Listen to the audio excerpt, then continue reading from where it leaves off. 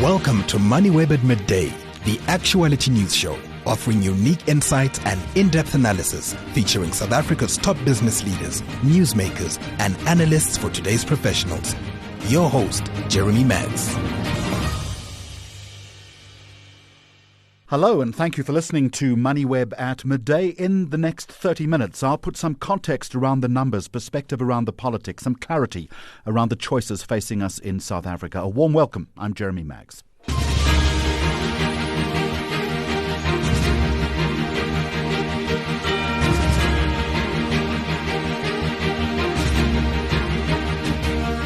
Coming up on the program today, a South African advertising boss quits over degrading remarks to women at a global advertising festival. Amazon steals a march on Starlink in South Africa's satellite race. Gqeberha residents revive the famous Happy Valley after local government fails to act. And short, local and mobile micro-dramas are rewriting the ad playbook. It's Friday, the 24th of July.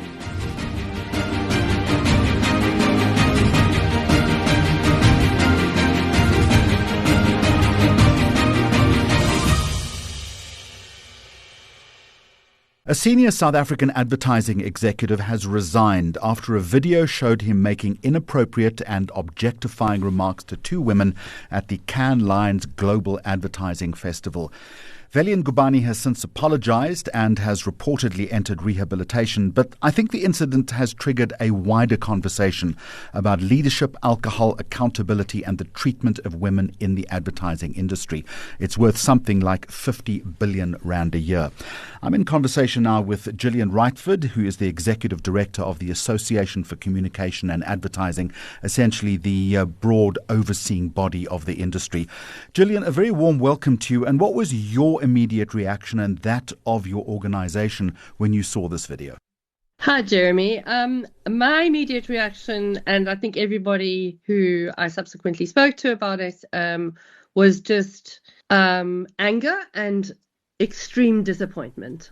And I think those two things, angry because it was mean-spirited and obviously misogynistic and totally unacceptable behavior, but also just so disappointed because we had, when we go to Cannes, we go as Team SA. We don't really go as competing agencies. Obviously, we compete, but there's a beautiful South African sense and camaraderie about the contingent that goes to Cannes. And to have something like this then sort of surfaced in such an awful way that reflects on all of us, whether we like it or not, we were extremely upset. And we put out a joint statement. We actually collectively, all the boards got together immediately after seeing it. And we all had emergency meetings to talk about how to handle it. And even though the agency and Veli were not members of ours, we felt that we actually needed to say something. And we needed to say something that there is no place for that behavior in our industry. Having said that, we know that there is that behavior in our industry. And it's not just South Africa. I was quite flabbergasted at Cannes this year that there are posters everywhere that say, if you don't feel safe, please press this QR code. And they are mostly in the women's loos. And it gets me to thinking, well, what's in the men's loos? What are we talking about? Why are we having this conversation? And I think what was really relevant about the video was that these were two professional women from the States who were like, why do we have to put up with this at a business conference? We shouldn't have to put up with it at a bar at 3 a.m, but this is a group of working professionals. Why are we being subjected to this at an event like this? So, yeah, it's evoked a lot of emotion, and I think, the agency moved pretty swiftly, and I know that Cannes is investigating the situation as well, because it's completely against their terms and conditions. So I think we've reacted to it strongly, but we've also had conversations about, well, then so what? What are we doing about it? So one of the things that we're doing about it collectively is we're strengthening our codes of conduct. We do have codes of conduct for members, and across all the different organizations, they have codes of conduct. But I had a look at ours yesterday, and I don't think it's strong enough. So we're going to make it explicitly strong in this area that behavior like this will not be tolerated, and there will be consequences if any of our members behave like that. We're also going to, then put that kind of code of conduct, encourage it into the other boards. And then we had already started working. We had been asked to look at some kind of a reporting structure that people could make allegations in a safe space. It's a very difficult thing because obviously there are legal ramifications. There's only one side of the story, but there are ways of possibly doing it. So we are entering into those conversations as well. Because I think the other interesting thing about the video was that it was done by two women outside of our country who have no concerns about any pushback. There are no power dynamics there.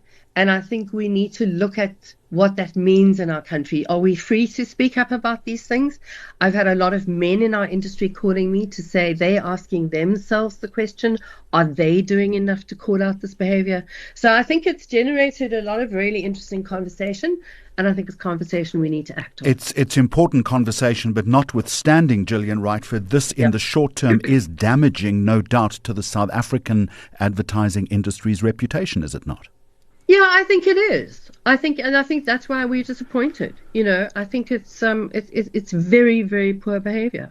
And especially because we were Team SA, on an international, it's damaging on an international front. This is not just a local audience, but it also is damaging in terms of, the marketers looking at us and going, well, what is going on in there? But having said that, it's broader. This behavior is broader than just the ad industry. But yes, it's damaging. The code change that you talk about as far as South Africa is concerned, how swiftly are you going to move on that? And what specifically, in your opinion, albeit early days, still needs to change? Well, I think we need to call out this kind of behavior. We need to actually be, and it's funny, Jeremy, I've been thinking about the terminology that we use, and we talk about inappropriate behavior. And I think it's the wrong word. Inappropriate, I think, is if you wear the wrong thing to your granny's funeral. That's inappropriate. This is not inappropriate behavior. This is unacceptable. It's bullying. It's misogyny. It's harassment. It's all of those things. And we need to find the right words for it.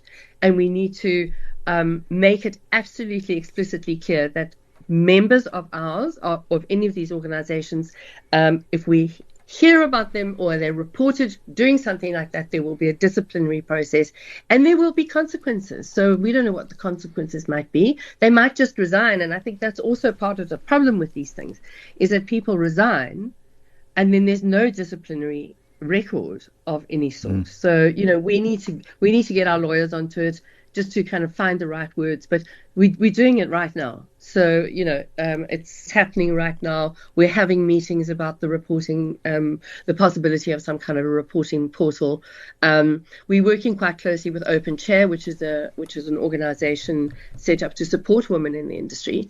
And they had actually written a really strong code that they wanted agency leaders to sign to commit to creating, non-toxic, safe workspaces. And if you think about the work that we do, that's of course the very least of what we should be doing. I'm going to leave it there. Gillian Rightford is the Executive Director of the Association for Communication and Advertising. Thank you very much indeed. You're listening to Moneyweb at Midday. Now, Amazon has found a route into South Africa's satellite internet market, while Elon Musk's Starlink remains stuck outside it seems. Through a partnership with local operator HeroTel, Amazon Leo plans to offer high-speed satellite broadband from next year, 2027, particularly targeting communities beyond traditional fiber networks. So here's the big question, I guess. Has Amazon outsmarted Starlink or merely secured an early regulatory advantage?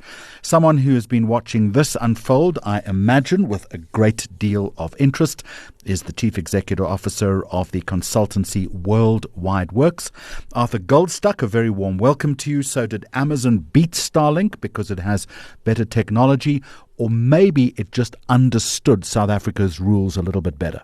Thank you, Jeremy. It's very much the second part of that, because I think few people would argue that Amazon has a better satellite network for connectivity than Starlink. Starlink has literally tens of thousands of satellites in orbit, in low Earth orbit, which gives it an advantage over the old satellite networks that used to have tremendous lag. We've had satellite for a long time in terms of internet connectivity, but because they were in what they were called geostationary orbit, it meant that the lag was really poor and the cost was really high. Low Earth orbit satellites bring down the cost of the satellites and the lag in that connection. So you can actually get a fairly quick connection in terms of download speeds. There's still a lag between sending the signal and getting it back, but when the download starts, it's pretty fast. So that's the background to the story. The foreground is that Amazon a few years ago already began what was called Project Kuiper, Kuiper named after the Kuiper Belt in space. But now it's been renamed Amazon Leo, and Leo for low Earth orbit, of course. So Amazon Leo is now functional and it's now offering its services. It's still a much smaller network than Starlink, but the difference is that it's here. And it's here through, firstly, Vodacom, which has been offering or been using its services for filling gaps in its own network connectivity over the last few years, not for the consumer, but in terms of its own backhaul, they call it, the back end of its connection between towers and the like. And now it's going to be accessible to consumers through Eurotel, which will sell its satellite broadband to households and small businesses. And the speeds it will offer will be up to 300 megs per second, starting from 2027. Arthur, the Herotel partnership then, has it allowed Amazon to sidestep the regulatory obstacles which have faced Starlink and, as we all know, have been very well documented? Yes, exactly that. In fact, Starlink has always had that option of coming in through a local partner. And in some countries in Africa, in Zimbabwe, for example, it has done exactly that. But Elon Musk seems adamant that he wants to be in South Africa in his own right, or at least Starlink in its own right. And that's become almost a battle of egos and a battle of wills rather than of technology. So while that argument has been going on, Amazon has just got on with doing the job in the best way and the most efficient way that was available.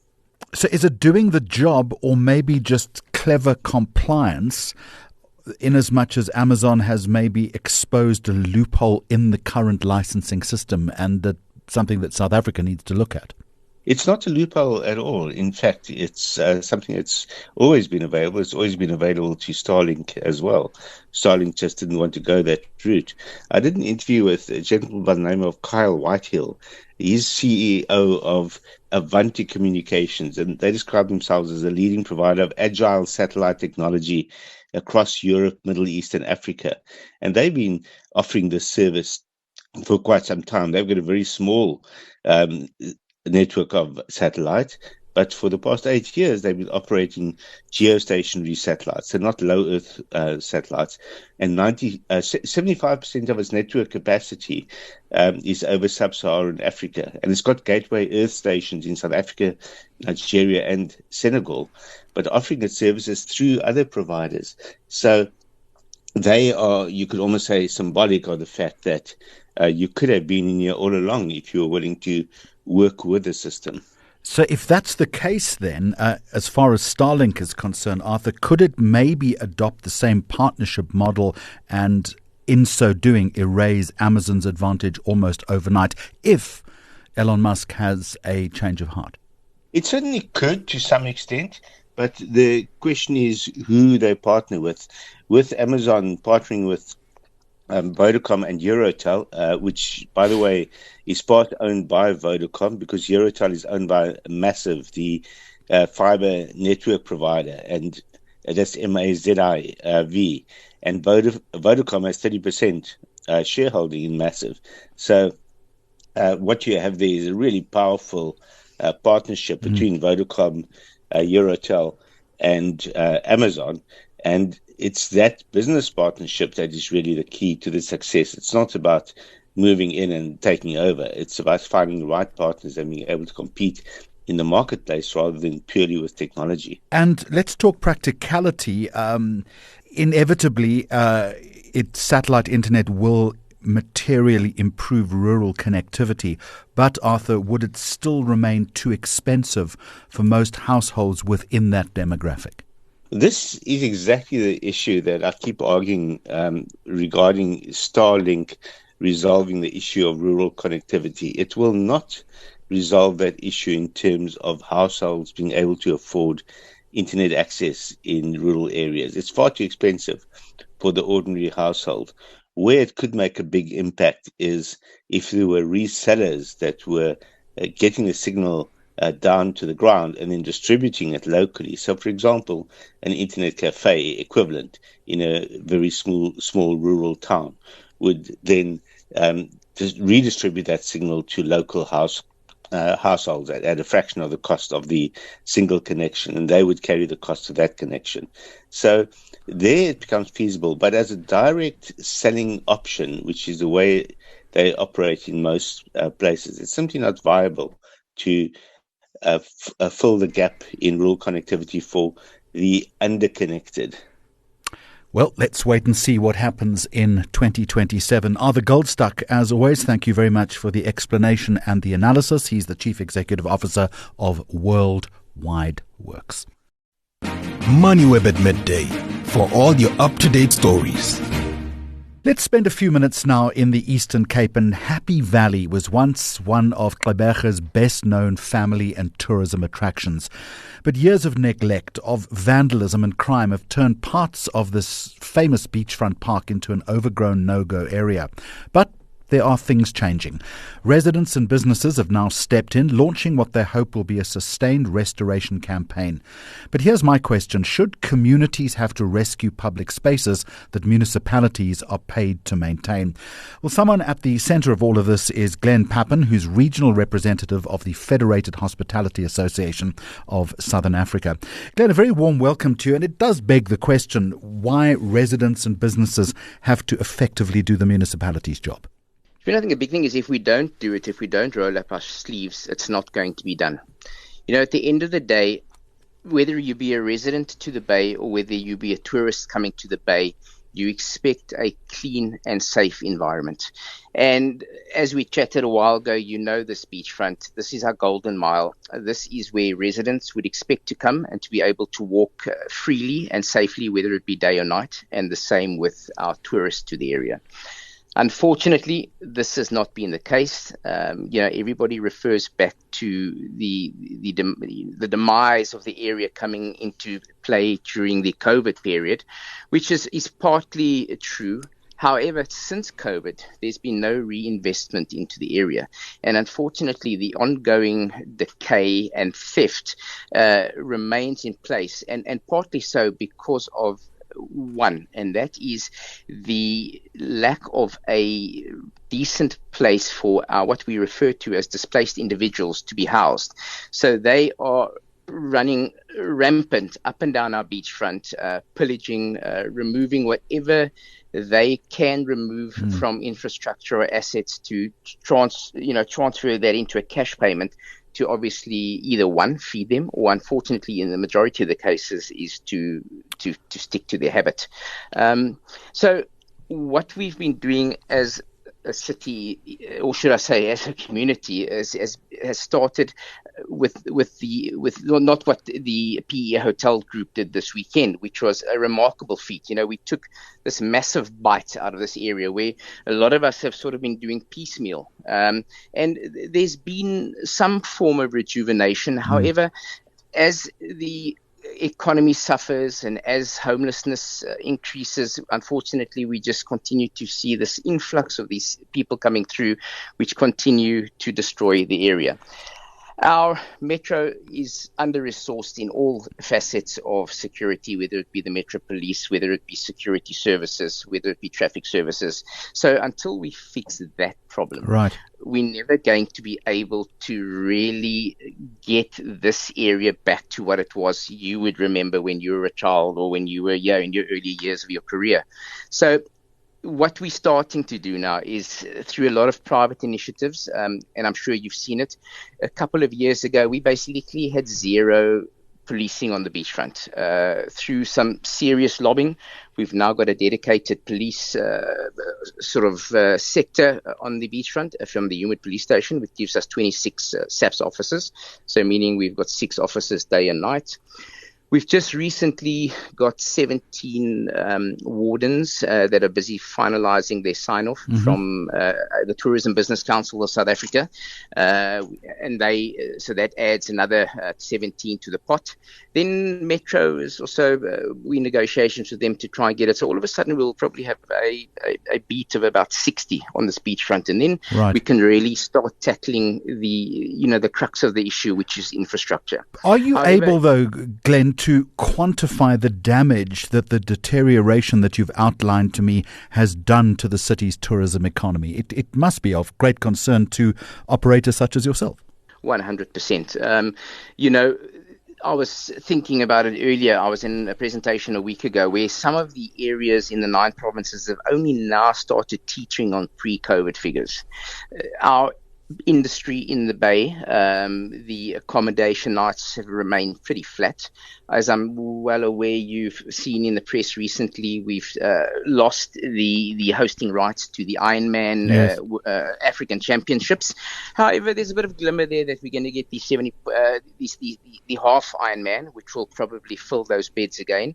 However, we are also busy trying to finalize the World Life-Saving Championships, which are due to take place at the end of the year in the Bay.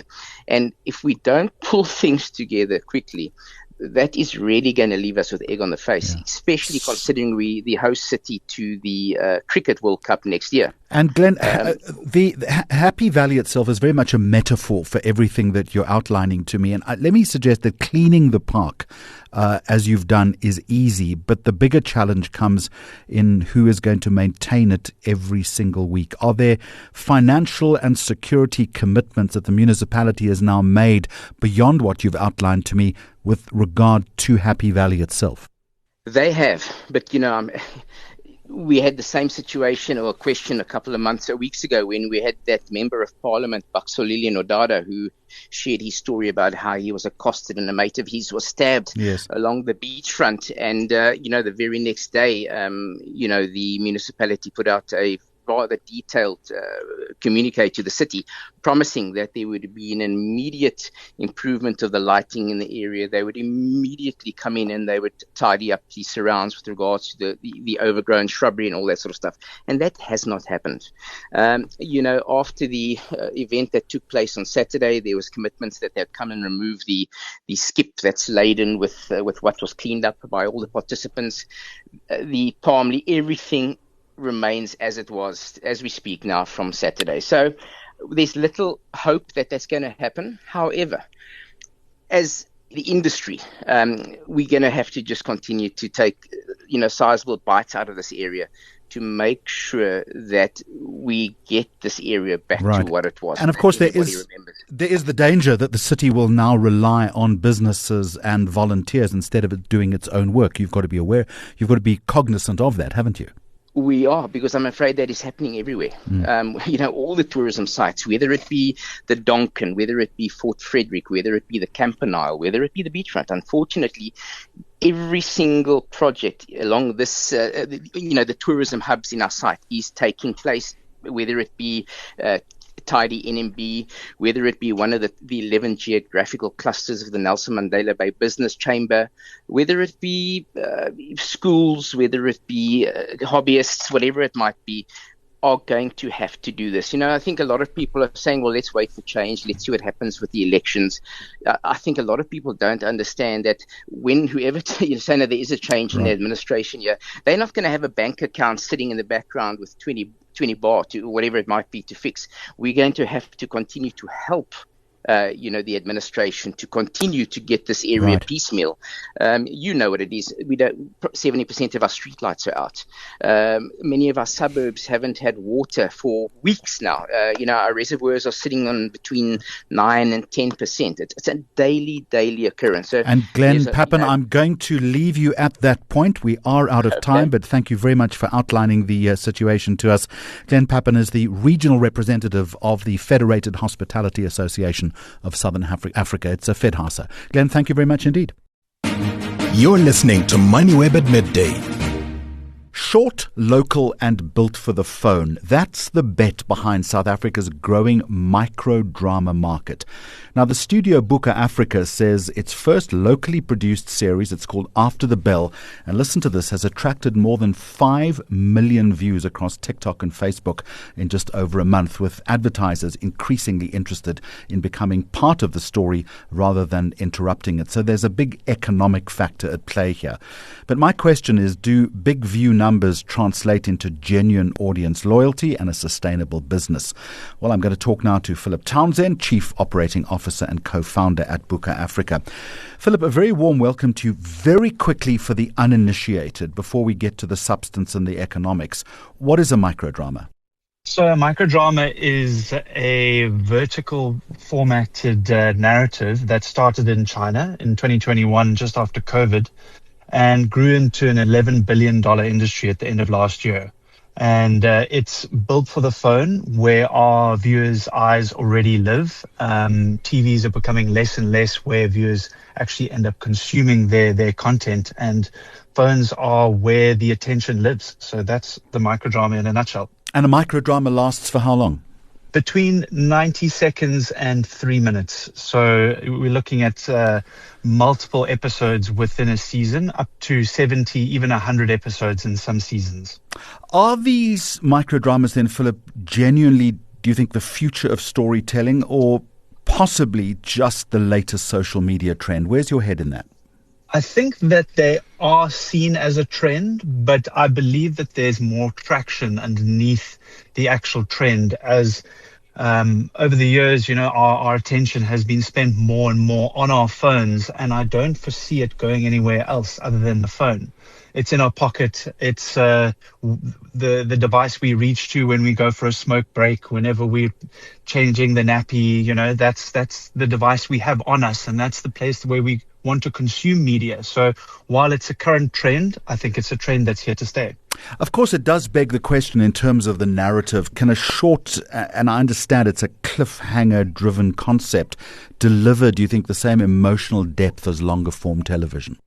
I think that microdramas specifically have a very structured format that the writers and the producers adhere to ensure that viewers are captivated from episode to episode, as sort of the apps that we are following, the Chinese incumbents, sort of Real Short and Drama Box. They have a paywall, say, for example, after 7 to 10 episodes. And ensuring that there is that engagement is critical to the business model. So while it may sort of deliver in theatrics, it still delivers in content authenticity, the same way that a 25-minute or 30-minute or an hour-long series may. It's just broken up into a structured 60-second to 3-minute episode. There's obviously, as I mentioned, interest from the advertising community. How do you integrate brands into the story without turning the drama into just a disguised commercial? So that's one of the things that's been the trickiest to sort of unravel and unpack. We've employed a writing group with years of experience writing for soapies, and gone through the process of figuring out how to integrate brands in a non-interruptive and sort of obtrusive way into the narrative of microdramas. And personally, we feel like we've cracked it. But if you, for example, have a cast member who, say, banks with Capitec, we follow her opening her app and she sends money to a friend. We have a branded vehicle pass-through shot. We have mum go and draw money from an ATM. All these ways that the actual viewer experiences life naturally. And through that integration, it becomes non-interruptive. And ultimately, authenticity is where the viewer doesn't even realize that they're being sold to. That is the gold standard, in my opinion, for this format. Philip, 5.2 million views, that's impressive, but how many people watch the entire episode or episodes rather than just scrolling past? Have you deep dived into that data? Yes, we actually ran some surveys across all 10 episodes. And the last survey was, how many episodes did you end up watching of this?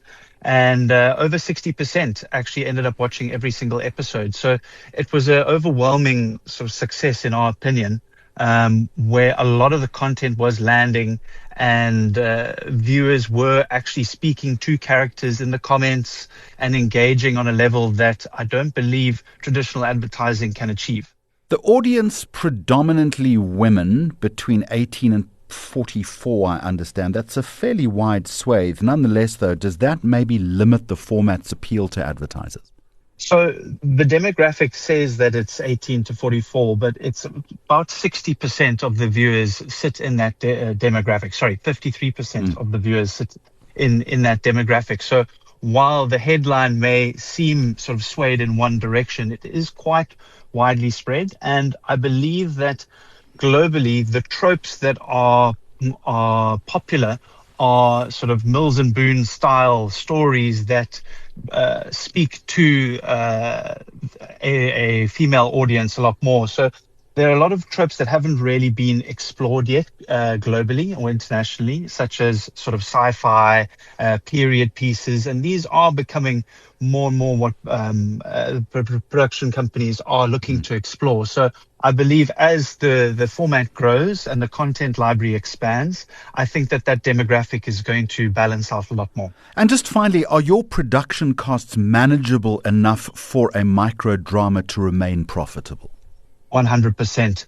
The set size on a microdrama is a fraction of what it would be on a normal TV production.